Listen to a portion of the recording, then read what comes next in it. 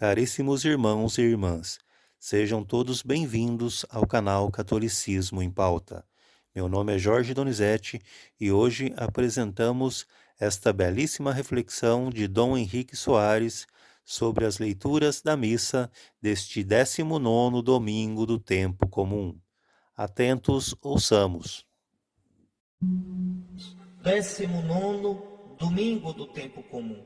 E esse domingo coincide com o segundo domingo de agosto, que é também o Dia dos Pais. Então, desde já, minha saudação a todos os pais. Interessante que a oração da missa de hoje se refere também a Deus como Pai. Deus eterno e todo-poderoso, a quem ousamos chamar de Pai. Dai-nos cada vez mais um coração de filhos, para alcançarmos um dia a herança que prometestes. Nós ousamos chamar a Deus de Pai. E esse fato é importantíssimo. Eu queria desde já me dirigir aos pais, a você que me ouve e que é pai de família. Veja que coisa impressionante. Os seus filhos chamam você com o mesmo nome com o qual Jesus chamou o Deus do céu. Abba, papai, pai. Jesus diz no Evangelho: a ninguém chameis de pai, um só é o vosso pai. O que Jesus quer dizer com isto? Quer dizer que eu não devo chamar meu pai de pai? Não. Não é isto que ele quer dizer. Eu conheci uma vez dessas pessoas que querem interpretar a Bíblia ao pé da letra, que não chamavam o pai de pai. Está escrito no Evangelho: a ninguém chameis de pai sobre a terra, um só é o vosso pai, o Pai do céu. Então não chamo meu pai de pai, não. Pense na falta de juízo, porque o próprio São Paulo vai dizer: ainda que tenhais muitos mestres, não tendes muitos pais, eu sou vosso pai. São Paulo se diz pai daqueles aos quais ele evangelizou. São João chama o tempo todinho os seus fiéis de filhinhos. Filhinhos. Então, não é isso. O que Nosso Senhor quer dizer é que o único Pai de verdade, o único Pai com P maiúsculo é Deus. Deus eterno e todo-poderoso, a quem ousamos chamar de Pai. Todos os outros pais só são pais de verdade. Todos os outros pais só merecem o nome de Pai se forem parecidos com o Pai de Jesus, com Deus. Na carta aos Efésios, São Paulo vai dizer: eu dobro os joelhos diante do Deus e Pai de nosso Senhor Jesus Cristo, de quem procede toda a paternidade no céu e na terra. O Pai verdadeiro, o Pai por excelência, o modelo, a forma, o ideal de Pai, é o Pai de Jesus. É Deus nosso Pai. Todo pai da terra deve lembrar-se disso. Meu Deus, meus filhos me chamam com o nome com que Jesus te chamou. Meu Deus, ajuda-me a ser pai como tu és pai. Pai significa proteção. Pai significa cuidado. Pai significa providência. Pai significa também bondade, misericórdia, compaixão, ternura, cuidado, segurança, força. Tudo isso significa Pai. Um exemplo disso nós temos na vida de dois santos. São Francisco de Assis teve uma experiência horrível com o pai dele. Pietro de Bernardone, o pai de Francisco de Assis, era um homem duro, era um homem ríspido, um homem interesseiro. Aí vocês procuram nos escritos de São Francisco, ele nunca chama Deus de Pai. Porque na cabeça dele, no inconsciente dele, no coração dele, ficou a ideia de Pai como dureza. São Francisco chama Deus de Senhor, Altíssimo, Onipotente, mas não chama de Pai. São Francisco, quando vai falar sobre os frades, ele diz: eu quero que o superior seja para os outros como uma mãe, não diz como um pai. Vejam que coisa, não é? A imagem, a experiência negativa que São Francisco teve com o seu pai impediu que ele afetivamente, que ele no coração visse a Deus como pai. porque essa palavra pai, para Francisco, recordava dureza, recordava frieza, recordava violência, recordava grosseria. Que tristeza se você que é pai significar essa coisa ruim para os seus filhos. E os seus filhos não vão poder nunca ver a Deus como pai, porque pai seria dureza. Não, não, não. Tenham cuidado com isso. Olhe para o Pai de Jesus, que faz chover a chuva sobre os bons e maus, sobre os justos e injustos, que faz o sol brilhar sobre os santos e os pecadores. Vejam o Pai de Jesus, que é carinho, que é ternura, que é misericórdia. É este Pai que é modelo, que é fonte de toda a paternidade no céu e na terra. Um outro exemplo é o de Santa Teresinha do Menino Jesus. O pai de Santa Teresinha, Luiz Martin, era um homem doce, um homem meigo, um pai que cuidava com afeto de suas filhas, que saía com Teresinha de mãos dadas, passeando nos domingos à tarde, que ia até a igreja para rezar com Teresinha e receber a bênção do Santíssimo Sacramento. Para Santa Teresinha, o Pai da Terra, Luiz Martin, era a imagem do Pai do Céu. E por isso vocês podem olhar nos escritos de Santa Teresinha, a imagem de Deus como Pai é fortíssima. Então, meu caro Pai, Pai cristão, que hoje está escutando esta hora católica, parabéns para você. Logo no começo deste programa, é o que eu quero lhe desejar de todo o coração. Mas lembre, você tem uma missão belíssima. Você tem a missão de ser da sua casa, para os seus filhos, imagem do Deus e Pai de nosso Senhor Jesus Cristo. A sua vocação paterna é ser chamado com esse nome tão belo, Abá, o nome com o qual Jesus chamava a Deus. Então, caro Pai, lembre disso. Sua missão é dar vida. Sua missão é indicar o caminho. Sua missão é proteger. Sua missão é erguer. Sua missão é corrigir. Sua missão é fazer daquele filho, daquela filha que o Senhor lhe concedeu e lhe deu para que você cuide, fazer desses filhos gente, fazer desses filhos cristãos de verdade. Pessoas seguras, felizes, realizadas, pessoas que tenham valores na vida. Pai, eduque seus filhos com firmeza, mas com carinho. Saiba dizer não na hora de dizer não, mas um não com afeto. Um não que seja um não com amor. Saiba dizer sim na hora de dizer sim. Saiba conversar com seus filhos, dialogar, abrir o coração para escutá-los, incentivá-los naquilo que deve ser incentivado, corrigi-los e dar limites naquilo que deve ser corrigido e limitado. Você é chamado, repito, com um nome belíssimo, Abá, Papai, Pai, o nome com o qual Jesus chamava o seu Deus. Então, a minha saudação a todos os pais.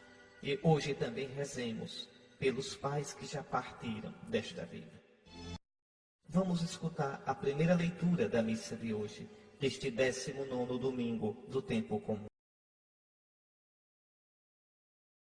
Leitura do livro da sabedoria.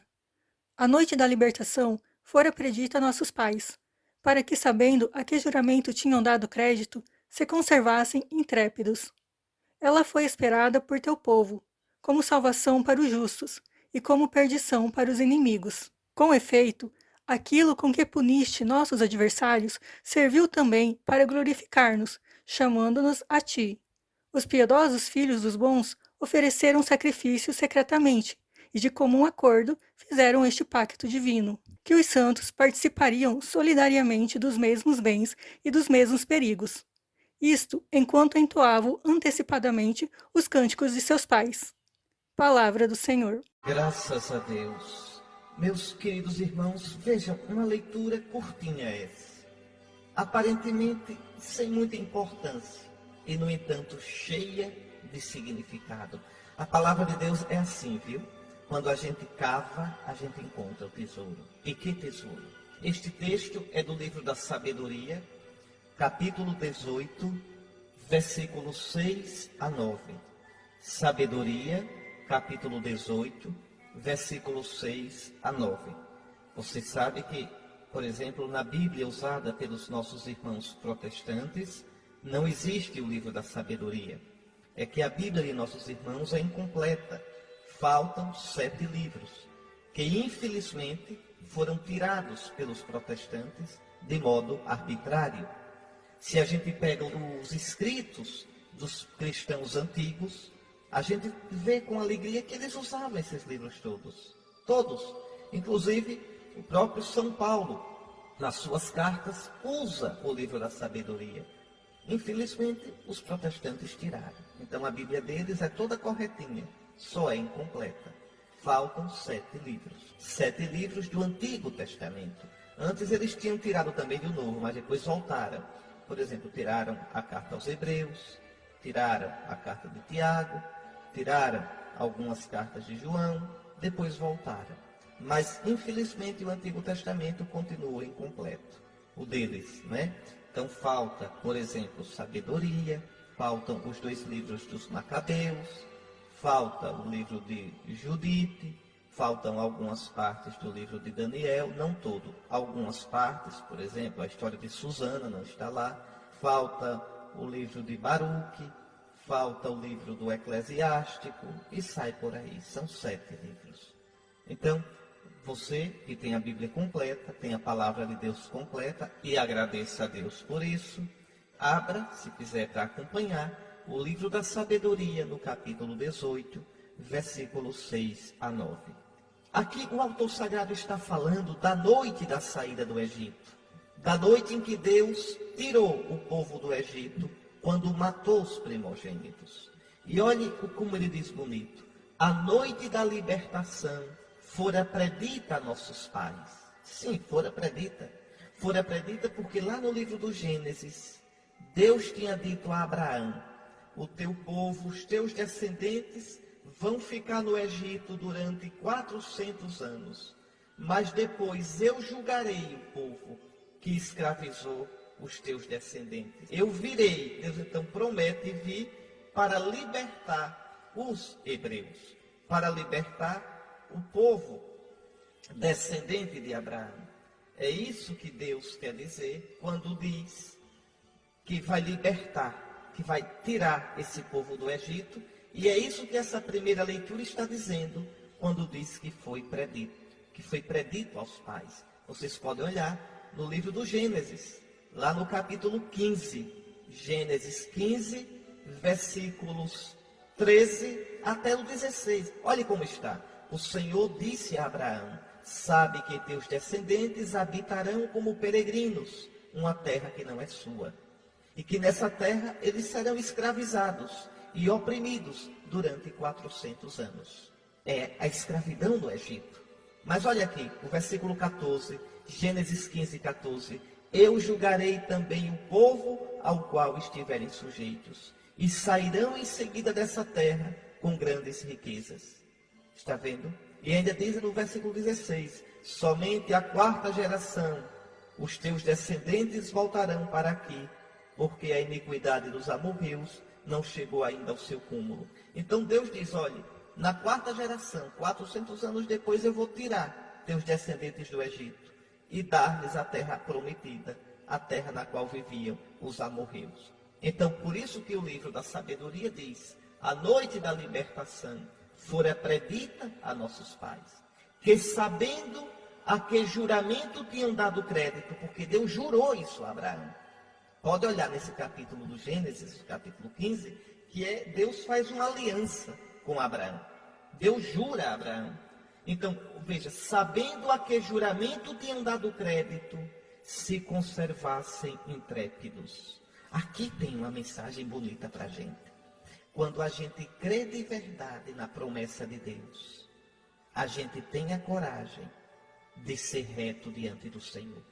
Se você crê de verdade que Deus recompensará você com a vida eterna, se a igreja crê de verdade na vida eterna, se os cristãos crerem de verdade que Deus recompensa os justos, quer dizer, os santos, os bons, os retos, e pune os ímpios, a gente vive na palavra de Deus. A gente vive na lei de Deus. Um dos grandes motivos do crescimento do pecado, do crescimento da iniquidade, do crescimento da violência, da imoralidade, de tudo que não presta, é a falta dessa esperança, a falta dessa confiança, a falta dessa fé nas promessas de Deus. Mas podem ficar sabendo, Deus castigará os ímpios, Deus recompensará os justos. É isso que o autor sagrado diz. Sabendo a que juramento tinham dado crédito, se conservassem intrépidos. Eu creio, Senhor. Eu creio nas tuas promessas.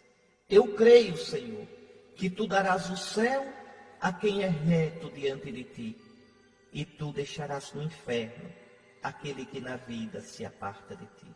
Eu creio, Senhor, que tu és fiel e tu cumpres as promessas que tu nos fazes. Por isso, eu me conservo na tua palavra. Esse deve ser o nosso pensamento, meus irmãos. Esse deve ser o pensamento dos cristãos. Esta deve ser a certeza da nossa vida. Depois vem o versículo 7, dizendo: esta noite foi esperada por teu povo como salvação para os justos e como perdição para os inimigos. Com efeito, aquilo com que puniste nossos adversários serviu também para glorificar-nos, chamando-nos a ti. Esta ideia que eu já acabei de falar. Olhe, meus irmãos, no final dos tempos haverá o juízo de Deus. A manifestação final de Cristo será, sim, discricionária, quer dizer, será para separar bons e maus. Como é que vai se dar o julgamento? Não existem dois juízos. Existe um juízo só em dois momentos. Um juízo só com duas dimensões. Imediatamente após a morte, nós, na nossa alma, ali no núcleo do nosso eu, nós estaremos diante de Cristo. Isso se dá imediatamente após a morte. E ali, se eu vivi unido a Cristo, eu estarei com Cristo para sempre, na minha alma. É o céu. Se eu me fechei para Cristo, eu perderei a Cristo eternamente. É o inferno. Isso se dá logo após a morte. E se eu fui de Cristo, se eu aderi a Cristo, mas não tive a coragem de quebrar alguns pedaços, algumas facetas na minha vida que me afastavam de Cristo, eu, neste abraço que dou em Cristo, serei purificado. Uma purificação no fogo do amor de Cristo. Uma purificação que certamente doerá. Doerá porque eu vejo que não amei como fui amado por Deus. E doerá porque aquelas coisas às quais me estou apegado, aquilo dói para que sejam arrancadas. É o purgatório, que não é entre o céu e o inferno. Não, o purgatório é a preparação, a purificação. A palavra purgar quer dizer purificar, para esse abraço eterno na glória de Cristo. Mas isso logo após a morte. Então veja, o juízo é discricionário. E o juízo logo após a morte significará o céu ou o inferno para mim. E o corpo será destruído. Mas no fim dos tempos, porque haverá um fim dos tempos, pode ter certeza. Ao final dos tempos, quando Cristo, cheio do Espírito Santo de glória, transfigurar toda a criação, todo o mundo visível, nossos corpos também ressuscitarão. Para a glória, unindo-se a nossa alma, ou para o inferno, unindo-se também às almas dos condenados. Mas veja, é um juízo discricionário, um juízo que separará bons e maus. E qual é a diferença entre o juízo, vamos dizer assim, como o povo chama, particular, e o juízo final? É que logo após a morte diante de Cristo, eu vejo o que eu fui. Eu vejo o que eu fiz de bom ou de mal. Eu vejo se fui aberto ou fechado para Deus. E no final dos tempos, quando a história terminar, Quando todos forem ressuscitados, vejam que coisa, eu verei as consequências do que eu fiz de bom ou de mal, as consequências na vida das pessoas, na vida do mundo. Isso eu não posso ver antes de terminar a história, porque as consequências do que eu fiz ainda estão aí. Por exemplo, o fato de eu estar pregando para vocês é consequência da educação que meus pais me deram, da educação que meus avós deram aos meus pais, que meus bisavós, consequência de lá no início minha família ter se convertido ao cristianismo. Então vocês vejam, as consequências continuam. O que eu estou vivendo hoje trará consequências em vocês que me escutam, que podem praticar o evangelho porque me ouviram, algum que pode ter decidido ser padre porque me ouviu e fez o bem a tantas pessoas. É uma cadeia de consequências, boas e ruins, que só no fim da história terminará essa cadeia. Então, só no fim da história, eu verei o que eu fui para os outros, de bom ou de mal, ou o que eu deixei de ser para os outros. Então, é um juízo só, com duas dimensões, pessoal e universal. Mas uma coisa é certa, haverá um juízo de Deus, que será, como diz aqui, o versículo 7 da leitura de hoje, salvação para os justos e perdição para os inimigos. E aquilo que é de punição para os adversários, serve também para glorificar aqueles que foram amigos de Deus. Meus queridos irmãos, não vivamos a vida de brincadeira. Meus queridos irmãos, nossas ações no mundo, nossas escolhas, nossas decisões, nosso modo de viver são sementes de eternidade. Sementes de céu ou sementes de inferno. Uma última coisa. No final do versículo 9 da leitura de hoje, se diz assim, que os justos, que os piedosos, aqui no caso são os israelitas que iam sair do Egito, fizeram este pacto divino, que os santos participariam solidariamente dos mesmos benefícios e dos mesmos perigos. Isto enquanto entoavam antecipadamente os cânticos de seus pais. Nós somos o povo de Deus. Nós somos a igreja de Deus, como no Antigo Testamento Israel era o primeiro, o antigo povo de Deus.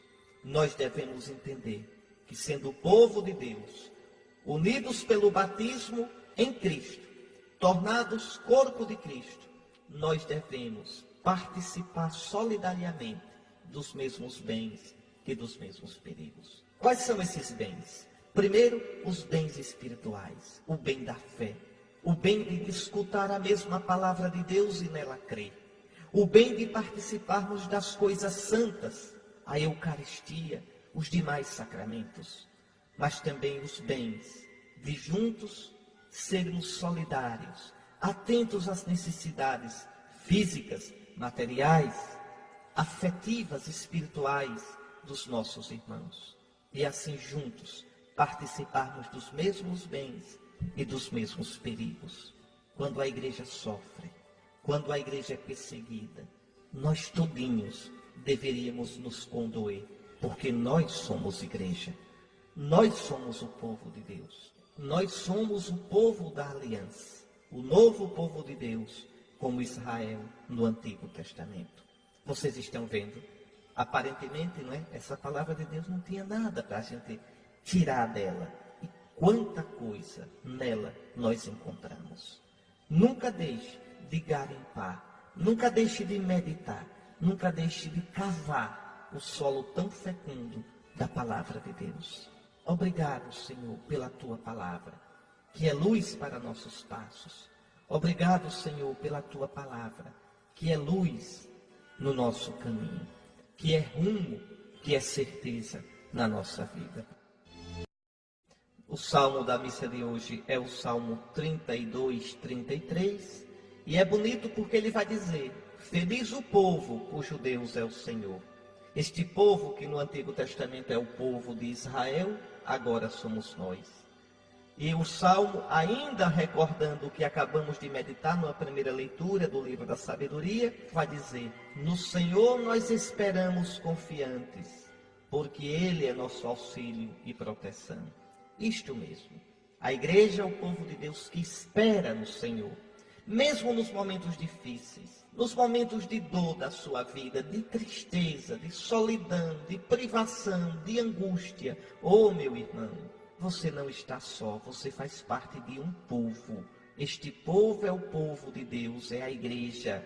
E esse povo um dia chegará na glória de Deus. Mas é preciso que agora, entre trevas e luzes, esse povo espere. Esse povo confie contra toda confiança e contra toda esperança. Esperar de esperança em esperança. Esperar contra toda esperança, porque quem prometeu é fiel. Vamos ficar com o salmo. Feliz o povo que o Senhor escolheu por sua herança. Ó justos, alegrai-vos no Senhor, aos retos fica bem glorificá-lo. Feliz o povo cujo Deus é o Senhor, e é a nação que escolheu por sua herança. Mas o Senhor pousa o olhar sobre os que o temem e que confiam esperando em seu amor, para da morte libertar as suas vidas e alimentá-los quando é tempo de penúria. No Senhor nós esperamos confiantes, porque Ele é nosso auxílio e proteção.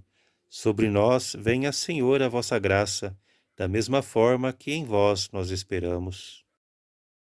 Depois do salmo, voltamos agora para escutar a segunda leitura. Nós vamos escutar o texto e depois eu vou completá-lo, porque infelizmente ficou cortado hoje. É que às vezes, quando a leitura é muito comprida, a liturgia autoriza que se resuma, mas a leitura só deve ser resumida nas missas quando o padre tem tanta missa, coitado, num dia só, que tem que andar depressa, ou quando a missa é para os doentes, para quem não pode ficar muito tempo escutando ou sentado. Mas numa missa normal, deve-se fazer a leitura comprida. A gente nunca deve se cansar, nem achar comprida demais a palavra de Deus. Então vamos escutar a palavra de Deus e depois eu completo a parte que faltou. Escutemos. Leitura da Carta aos Hebreus. Irmãos, a fé é um modo de já possuir o que ainda se espera, a convicção acerca de realidades que não se veem. Foi a fé que valeu aos antepassados um bom testemunho. Foi pela fé que Abraão obedeceu a ordem de partir para uma terra que devia receber como herança, e partiu sem saber para onde ia.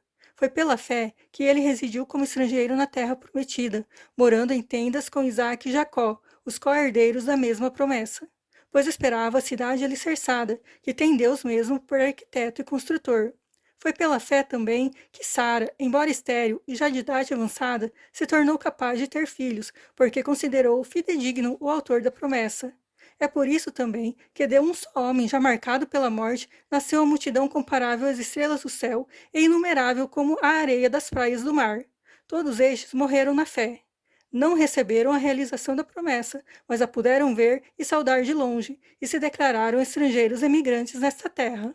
Os que falam assim demonstram que estão buscando uma pátria, e se lembrassem daquela que deixaram, até teriam tempo de voltar para lá. Mas agora eles desejam uma pátria melhor, isto é, a pátria celeste. Por isto, Deus não se envergonha deles, ao ser chamado o seu Deus, pois preparou mesmo uma cidade para eles. Foi pela fé que Abraão, posto à prova, ofereceu Isaque. Ele, o depositário da promessa, sacrificava o seu filho único, do qual havia sido dito: é em Isaque uma descendência levará o teu nome. Ele estava convencido de que Deus tem poder até de ressuscitar os mortos, e assim recuperou o filho, o que é também um símbolo. Palavra do Senhor. Vamos continuar. Todos estes morreram na fé. Não receberam a realização da promessa, mas a puderam ver e saudar de longe e se declararam estrangeiros, emigrantes nesta terra. Os que falam assim demonstram que estão buscando uma pátria. E se lembrassem daquela que deixaram, até teriam tempo de voltar para lá. Mas agora eles desejam uma pátria melhor, isto é, a pátria celeste. Por isso Deus não se envergonha deles, ao ser chamado o seu Deus, pois preparou mesmo uma cidade para eles. Foi pela fé que Abraão, posto à prova, ofereceu Isaque. Ele, o depositário da promessa, sacrificava o seu filho único, do qual havia sido dito: É em Isaque que uma descendência levará o teu nome. Ele estava convencido de que Deus tem poder até de ressuscitar os mortos, e assim recuperou o filho, o que é também um símbolo. Palavra do Senhor, graças a Deus. Agora sim, a leitura está completa. Mas, meus irmãos, olhem, esse texto do capítulo 11 da Carta aos Hebreus é um dos mais bonitos do Novo Testamento e de toda a Bíblia. É de comover, é de comover. Se você entender bem esse texto, se você se lembrar desse texto nas horas da sua vida, meu Deus, quanta força você vai encontrar nessa palavra de Deus. Repare como é que o autor começa. Irmãos, a fé é um modo de já possuir o que ainda se espera. A convicção acerca de realidades que não se veem. É isso mesmo.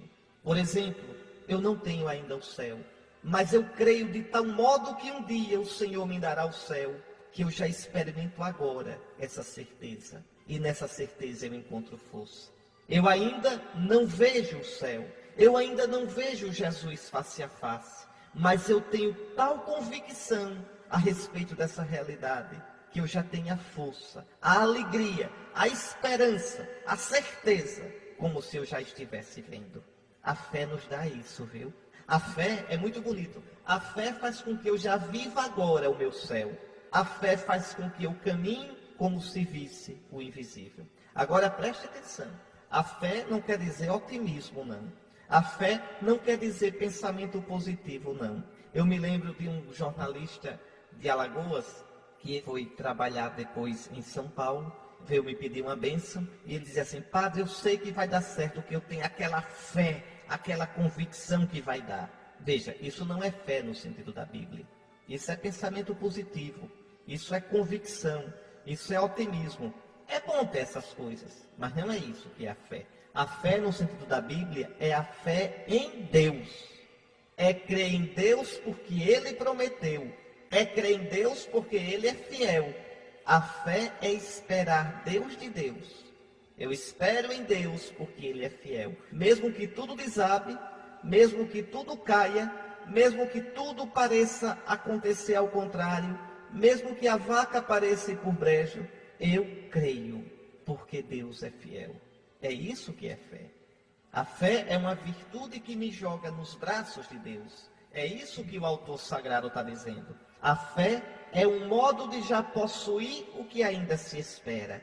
Veja, a fé vai junto com a esperança. E por que eu já possuo o que ainda não tenho? Porque quem fez a promessa é fiel. Porque Deus é fiel. E por isso eu espero contra toda esperança. Eu creio contra toda possibilidade humana.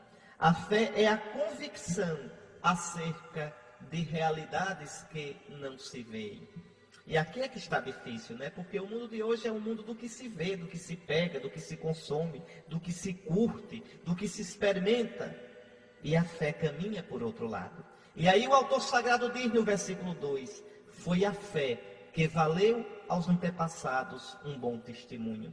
Foi porque nossos antepassados tinham fé que eles seguraram a fé, seguraram o rumo, mesmo nos momentos mais difíceis. E aí vem tantos exemplos na leitura de hoje. Foi pela fé que Abraão obedeceu à ordem de Deus e partiu sem saber para onde ia. Meu Deus do céu. Deus diz a Abraão, sai de tua terra. Para onde é que eu vou, Senhor? Não interessa. Vai para a terra que eu te indicar. E Abraão creu em Deus e partiu. Foi pela fé que residiu como estrangeiro, morando debaixo de tendas. Que coisa! 25 anos Abraão viveu como estrangeiro. E como aguentou isso? É que ele esperava a cidade alicerçada, que tem Deus mesmo por arquiteto e construtor. Meu Deus, eu creio, pensava nosso pai Abraão. Meu Deus, eu vivo na tua presença. Meu Deus, por tua causa eu deixo tudo. Por tua causa eu suporto tudo. Foi pela fé que Sara, já velha, já de idade avançada, ela que era estéril, se tornou capaz de ter filhos, porque considerou digno de fé, fidedigno, o Deus que fizera a promessa. E você crê, meu irmão? Você coloca em Deus a sua confiança, mesmo quando as coisas não saem como você quer? Você coloca em Deus a sua confiança, você alicerça em Deus a sua vida, mesmo quando tudo parece desabar. E aí o autor diz, na segunda leitura de hoje, no versículo 12, é por isso que de um só homem, já marcado pela morte, quer dizer, de um só homem, Abraão, com 100 anos, nasceu a multidão, comparável às estrelas do céu, e inumerável como a areia das praias do mar. A fé faz correr água no deserto do nosso coração, meus irmãos. A fé torna fecundo o que é árido. A fé faz brotar a vida onde não há vida, onde a vida não tem chance. Porque a fé é alicerçar nossa vida, não em nós, mas em Deus. Não em nossas possibilidades, mas em Deus. E aí o autor sagrado diz bonito: todos estes morreram na fé, não receberam a realização da promessa, mas a puderam ver de longe e se declararam estrangeiros nessa terra. Oh, que destino dos nossos antepassados! Viveram de fé, viveram esperando o que Deus prometera e não viram totalmente, viram só de longe. O que foi que Deus prometeu? Deus prometeu enviar o Messias, Deus prometeu Jesus. E vocês viram Jesus. Nós vimos Jesus. Por isso Jesus vai dizer: felizes vossos olhos porque veem, felizes vossos ouvidos porque ouvem, porque muitos quiseram ver e não viram, quiseram ouvir e não ouviram. Você sabe a fidelidade de Deus. Você viu a cruz de Jesus. Então como pode ainda duvidar de Deus? E o autor sagrado diz no versículo 14: eles assim, nossos antepassados, vivendo de fé, mostraram que estavam buscando uma pátria. E se lembrassem daquela que deixaram, teriam tempo de voltar para lá. Mas agora Deus lhes preparou uma pátria. E eles não se envergonham, não se envergonharão de ter colocado a fé em Deus. É isso mesmo. Nós aqui somos estrangeiros. Nós aqui somos peregrinos no mundo que passa. Tudo que a gente constrói aqui de bom, tudo que a gente vive aqui de amor, mas também tudo que a gente experimenta de ruim, tudo isso vai passar. Lembram da primeira leitura de domingo passado? Acho que você não se lembra. Vá, tente se lembrar. Vaidade das vaidades, tudo é vaidade. E eu explicava para vocês, tudo passa. Mas aquele que caminha neste mundo com a fé em Deus, sabe que vai caminhando para a cidade que não passa. Sabe que vai caminhando para a pátria que Deus nos preparou. Por que tenho medo, Senhor? Por que tenho tanto medo nas horas de treva? Por que tenho tanto medo nos momentos de dificuldade? Por que tenho medo? Por que, Senhor, tenho a tentação de desanimar nas provações da vida, nas horas obscuras, nas horas de incerteza e de fraqueza? Senhor, sustenta a minha fé. Que eu creia com todo o meu coração que Tu preparas para mim uma cidade, a cidade do céu, a cidade cujos alicerces são inabaláveis. E assim, Senhor, com esta fé, com esta esperança, nada neste mundo me quebrará. Eu posso até chorar, eu posso até sentir-me magoado, eu posso até sofrer, mas não me quebrarei nunca. Não perderei o rumo nunca, não perderei nunca a esperança, porque ela nasce da fé. E o nosso autor, o autor sagrado, no versículo 17 até o versículo 19, coloca um exemplo de fé, o maior de todos no Antigo Testamento. Foi pela fé que Abraão, já com mais de 100 anos, só tendo um filho, colocado à prova por Deus, lembra do Gênesis 22? Abraão, toma o teu filho, o teu único a quem tanto amas, vai e oferece-o a mim no Monte Moriá. E Abraão vai. Foi pela fé que Abraão ofereceu Isaque. Isaque, sobre quem Deus disse: é por Isaque que tu, Abraão, terás uma descendência. Pois Abraão vai oferecer esse Isaque a Deus. É que ele estava convencido, ele tinha fé de que Deus tem poder de ressuscitar até os mortos. E por isso, quando vai matando o menino, Deus diz: basta, Abraão, agora eu sei que tu temes a Deus, agora eu sei que tu crês em Deus, tu não hesitaste, repare só, em levantar a mão contra o teu filho, por minha causa. Que fé! O que levou Abraão a fazer isso é que Abraão esperava de verdade em Deus. Abraão confiava de verdade em Deus. Que coisa bonita. Meu irmão, será que você tem essa fé de Abraão? Será que você tem a fé de oferecer a Abraão os seus Isaques? Será? Será que você tem a coragem de, mesmo nos momentos mais difíceis, mesmo naquelas horas mais dramáticas, se colocar nas mãos de Deus? Esse Abraão que oferece Isaque. E na hora em que vai matando, Deus diz: basta, Abraão, agora eu sei que tu crês em Deus. E Abraão ganha Isaque novamente. É a imagem do próprio Cristo, que o Pai ofereceu e que depois foi ressuscitado.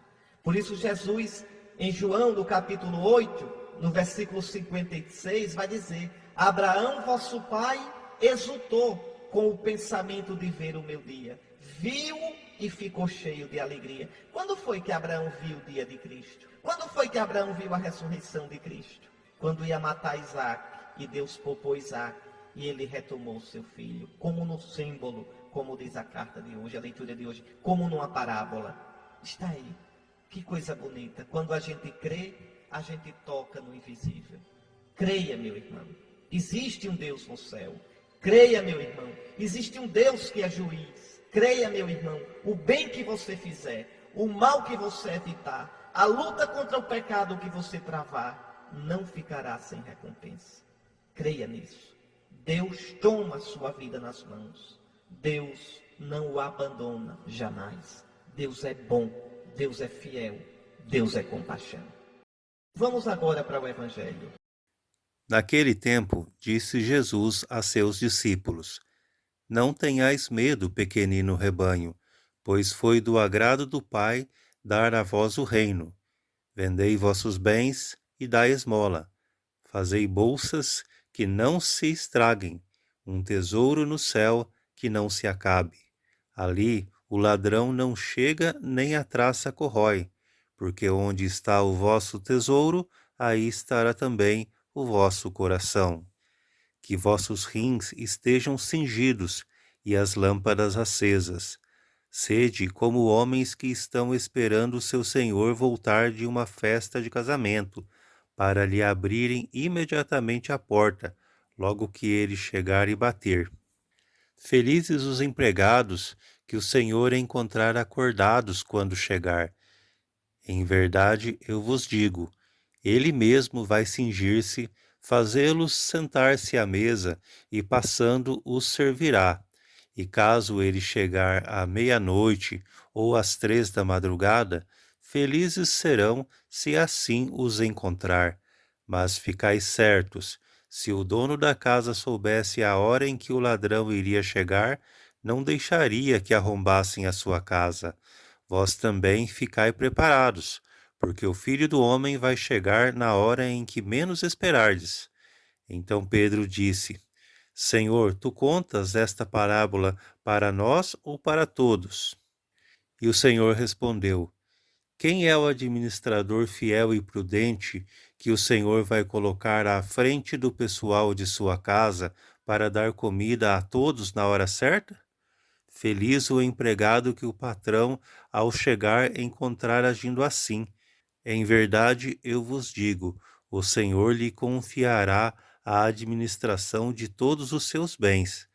Porém, se aquele empregado pensar, meu patrão está demorando, e começar a espancar os criados e as criadas, e a comer, a beber, a embriagar-se, o senhor daquele empregado chegará num dia inesperado e numa hora imprevista, e o fará participar do destino dos infiéis.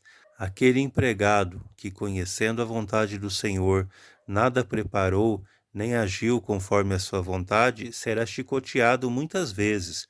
Porém, o empregado que não conhecia essa vontade e fez coisas que merecessem castigo, será chicoteado poucas vezes. A quem muito foi dado, muito será pedido. A quem muito foi confiado, muito mais será exigido. Palavra da salvação. Glória a vós, Senhor. É longo o evangelho de hoje, não é? Será que você entendeu direitinho? Vamos ver. Eu vou dividir esse evangelho em 3 partes, tá certo? E as três, cada uma é mais bonita do que a outra. Veja como é que Nosso Senhor começa. Olhando para a gente, olhando para os cristãos que parecem tão fraquinhos, tão acanhadinhos. Você diz, é não, Dom Henrique, não é não. Repare quanto cristão que tem. Conversa, de nome, cristão de meia tigela, cristão da boca para fora. Cristão de verdade são poucos. Os cristãos de verdade, a igreja de verdade, será sempre um pequeno rebanho. Tá certo? Olhe como Jesus diz, não tenhais medo, pequenino rebanho. Nós seremos sempre um pequenino rebanho no meio do mundo. Mas é esse pequenino rebanho que é sal. O sal não é a comida toda, mas é o pouquinho que dá sabor à comida. Nós seremos sempre um pouquinho de fermento na massa do mundo. Mas esse tiquinho faz inchar, levedar da massa toda. Não tenhais medo, pequenino rebanho, pois foi do agrado do Pai dar a vós o reino dos céus. Mas veja, esse rebanho só não vai ter medo se ele viver na fé. Esse rebanho só não vai ter medo se ele viver na esperança, como a primeira leitura disse, como a segunda leitura nos ensinou. Não tenhais medo, pequenino rebanho. Foi do agrado do vosso Pai dar-vos o reino. Esse reino a gente terá um dia na glória. E esse reino a gente já experimenta aqui. Na paz, naquela doçura interior, naquela alegria, naquela felicidade. Eu já disse tantas vezes aqui a você, preste atenção comendo aí o seu docinho de leite, mas não esqueça não, o reino dos céus está dentro de nós. Quando eu sigo a Jesus, quando eu deixo que a palavra de Deus entre no meu coração e guie a minha vida, eu já tenho o reino, a doçura do reino, a felicidade do reino, a luz do reino, a certeza do reino. E um dia eu vou tê-lo plenamente no céu. Mas esse reino, veja, quando ele está em mim, ele transborda na minha vida para a vida dos outros. Você imagine uma pessoa no seu trabalho, uma pessoa que seja membro desse pequenino rebanho que é a igreja, e ali no trabalho viva o reino de Deus no seu coração. Ah, meus irmãos, essa pessoa sem querer, até sem perceber, muda o ambiente no qual ela vive. Essa pessoa é doce, essa pessoa é serviçal, essa pessoa é fraterna, essa pessoa é amiga, essa pessoa é justa, essa pessoa consola, essa pessoa perdoa e traz esperança. Então, como é bonito, o reino começa dentro de mim, quando eu dou espaço para Cristo na minha vida. Não tenhais medo, pequenino rebanho. Venha o que vier, mesmo que o mundo se paganize, mesmo que as pessoas pareçam não mais acreditar que Deus existe, não tenhais medo.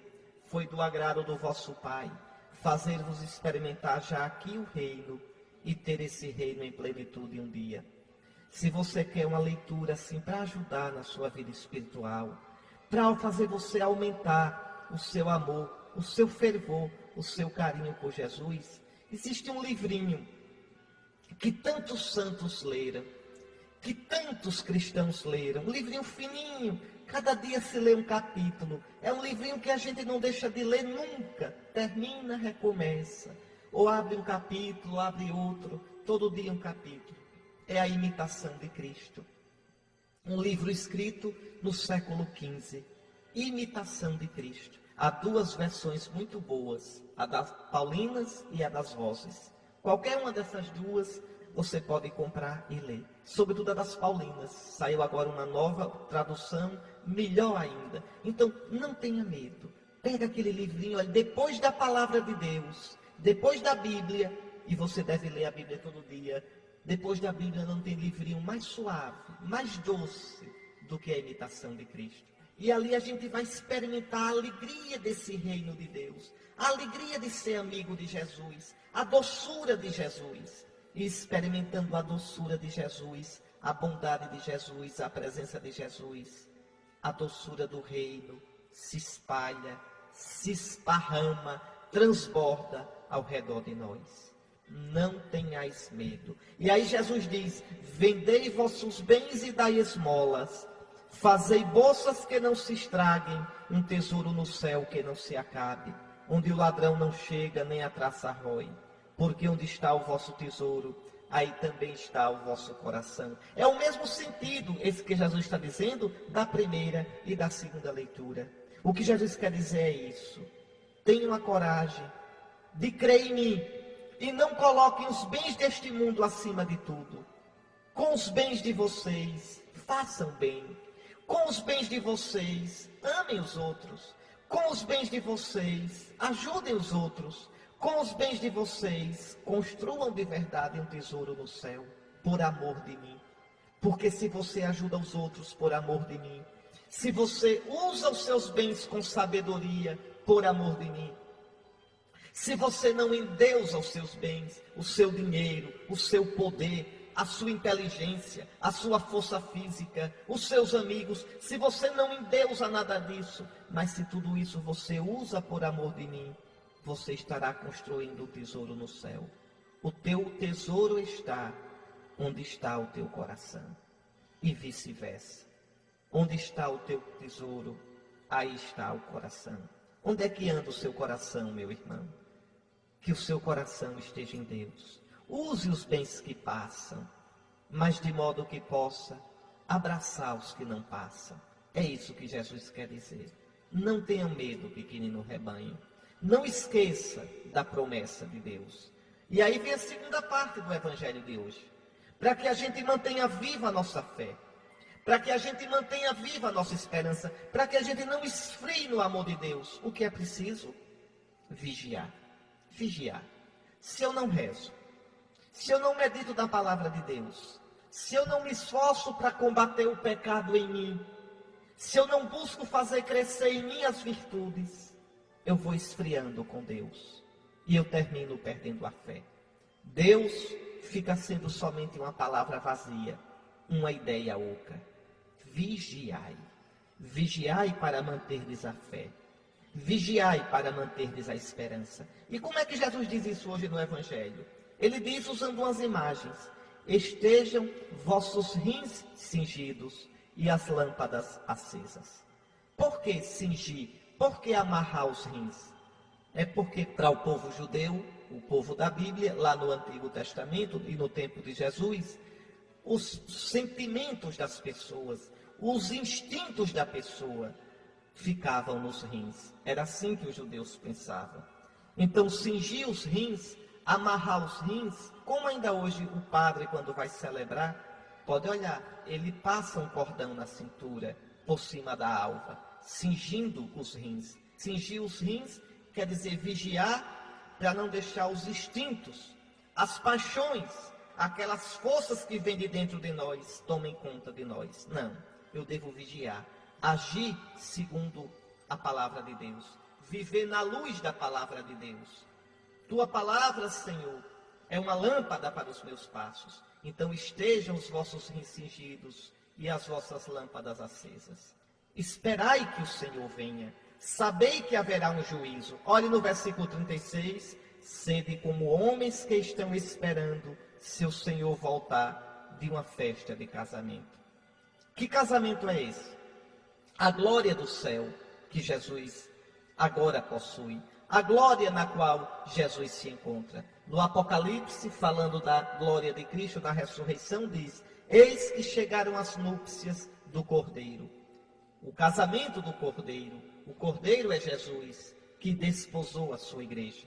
Mas um dia esse Senhor voltará. E você deve estar esperando o seu Senhor. Você deve estar atento para abrir a porta do seu coração para o Senhor que vem. Olha como Jesus diz: sede como homens que estão esperando o seu Senhor voltar de uma festa de casamento, para lhe abrirem imediatamente a porta. Um dia teu Senhor voltará. Voltará no momento da tua morte. Voltará no fim dos tempos. Que você esteja atento para acolhê-lo. Felizes os empregados que o Senhor encontrar acordados quando chegar. Em verdade vos digo, Ele mesmo vai cingir-se e fazê-los sentar-se à mesa e passando por eles o servirá. Meus irmãos, o que a primeira leitura disse? O que a segunda leitura falou? Vivamos nesse mundo sabendo o que passamos. Vivamos nesse mundo, sabemos que estamos caminhando para o encontro com Cristo. Ah, mas o Senhor demora tanto. Será que Ele ainda vem mesmo? Tudo parece tão sem graça. Parece que nosso Senhor está tão distante.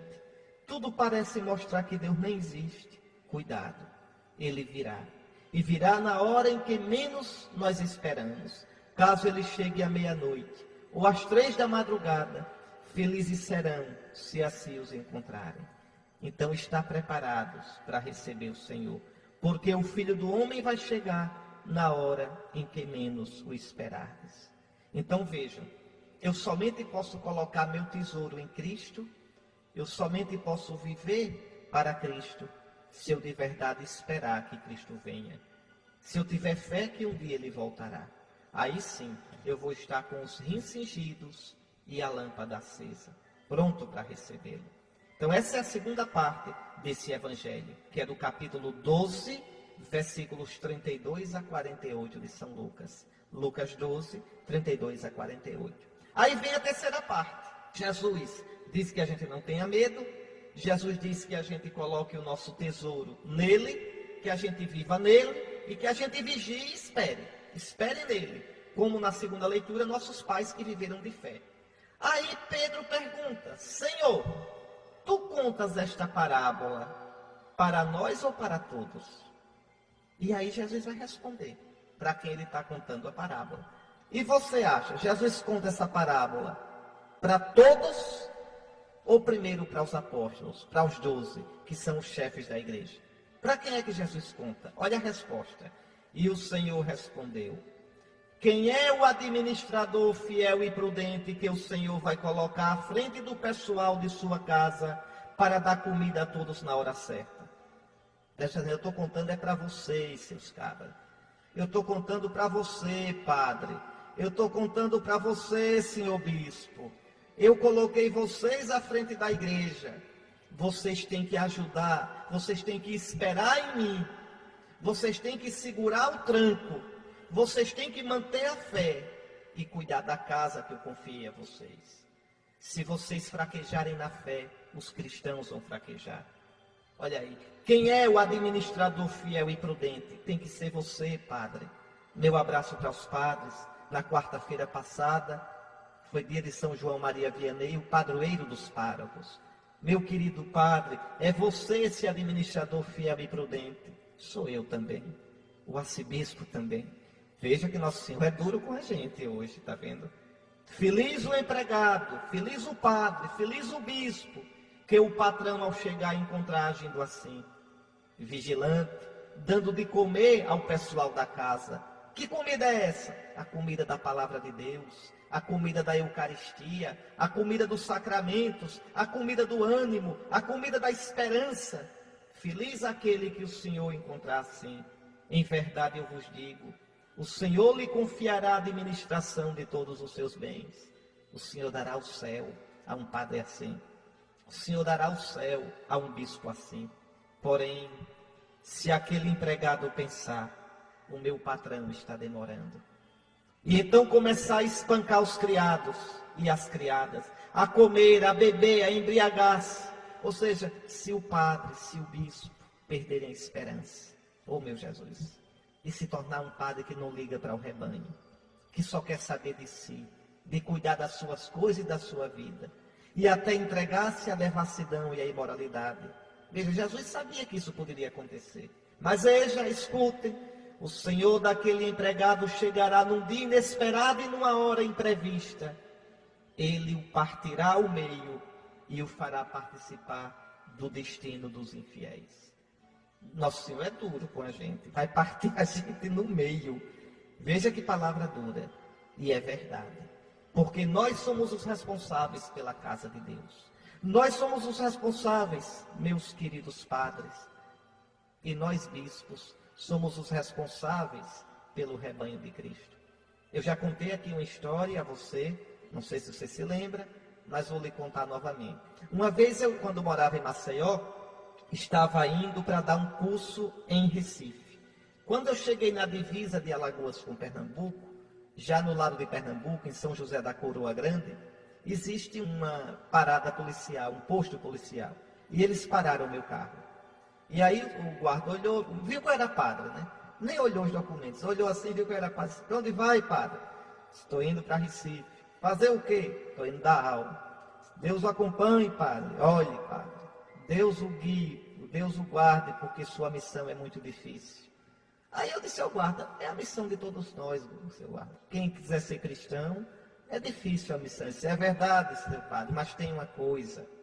A sua é muito mais difícil. Porque se eu cair, eu levo poucos comigo. Mas se o senhor cair, padre, se o senhor errar, padre, se o senhor for infiel, quantos o senhor não vai levar com o senhor? E eu fui pensando nisso até Recife. 3 horas de viagem pensando nisso. Porque é verdade. É o que Jesus diz aqui. Quem é o servo fiel e prudente, quem é o administrador fiel e prudente, que o Senhor vai colocar à frente do pessoal da sua casa, para dar comida a todos na hora certa, é o padre que vai dar a comida da palavra de Deus, na medida e na hora certa, que vai dar a Eucaristia na medida e na hora certa, o conselho, tá certo? Que vai dar o apoio, que vai dar a ajuda. Está aí, meus irmãos. Jesus conta essa parábola, primeiro para os seus sacerdotes, para os pastores da igreja, e previne, se o pastor perder a esperança, se tornou um homem que não espera de verdade, que não reza de verdade, que parece que é mais pagão do que os outros, e começa a espancar o rebanho, a tratar mal o rebanho, a ter um coração frio para o rebanho, dizendo, o meu Senhor tarda, quando o Senhor chegar vai quebrá-lo ao meio. E Jesus termina prevenindo, a quem muito foi dado, muito será pedido, a quem muito foi confiado, muito mais será exigido. Então, para quem é que Jesus conta essa parábola? É primeiro para os padres, para o bispo, primeiro para o bispo, para o papa, para o bispo e para os padres. Nosso dever é fazer o rebanho todo esperar. Nosso dever é fazer o rebanho todo colocar seu tesouro em Cristo. É despertar o rebanho. Quando o rebanho está triste, quando o rebanho está desanimado, a gente dizer, coragem, espere, o Senhor vem. O Senhor não esqueceu de nós. O Senhor não esqueceu a sua promessa. Mas para isso a gente tem que rezar muito também. Viver de esperança em esperança. O bispo é ministro da esperança, é testemunha da esperança, não de qualquer esperança, mas daquela esperança que não decepciona. Ter os olhos fixos em Cristo, o autor da promessa, e esperar Deus de Deus. Mas você também, viu, pai de família, é administrador da sua casa. E hoje, no Dia dos Pais, eu comecei lhe dando os parabéns, mas termino lhe dando um acolcho, um aperto. Um dia o Senhor pedirá contas de como você administrou a sua casa. O Senhor pedirá contas de como você tratou sua esposa. O Senhor pedirá contas de como você tratou e educou seus filhos. Vá, homem, eduque seus filhos na fé, tenha jeito. Fale de Deus para os seus filhos. Sente com seus filhos para conversar com eles. Você que é pai, sobretudo seu filho homem, precisa do seu amor. Eu conheci já tanto filho frustrado, porque não teve um pai que conversou com ele. Que quando conversou era para dizer assim, você é um perdido, você não presta para nada. Faça isso não, homem. Seja um pai carinhoso com seu filho. Levem seus filhos para rezar. Eu aprendi a rezar com meu pai. Como eu devo ao meu pai? Aprendi a rezar com meu pai. Foi nem com minha mãe, foi com meu pai. Meu pai colocava a gente assim, ele sentado numa cadeira, a gente em pezinho, pequenininho, e ele rezava com a gente todo dia, de manhã e de noite. Meu pai me levava para a missa junto com minha mãe. Então seja um pai assim, um servo fiel, um administrador fiel e prudente. Cuidado, a sua família não é sua. A sua família, sua esposa e seus filhos, Deus os deu a você, para que você cuide deles e os faça felizes. A minha bênção hoje vai sobretudo para os pais. Eu queria muito que essa bênção desse força aos pais, para serem doçura, firmeza, providência, imagem de Deus nas suas famílias. O Senhor esteja convosco. Ele está no meio de nós. Abençoe-vos o Deus Todo-Poderoso, Pai, Filho e Espírito Santo. Belas palavras de Dom Henrique. Agora gostaria de saber de você. O que achou desta reflexão? Gostou? Aprendeu alguma coisa nova? E se gostou desse conteúdo, já deixa seu like, compartilha e se inscreva aqui no canal Catolicismo em Pauta, caso ainda não for inscrito. Até o próximo vídeo, salve Maria e que Deus te abençoe.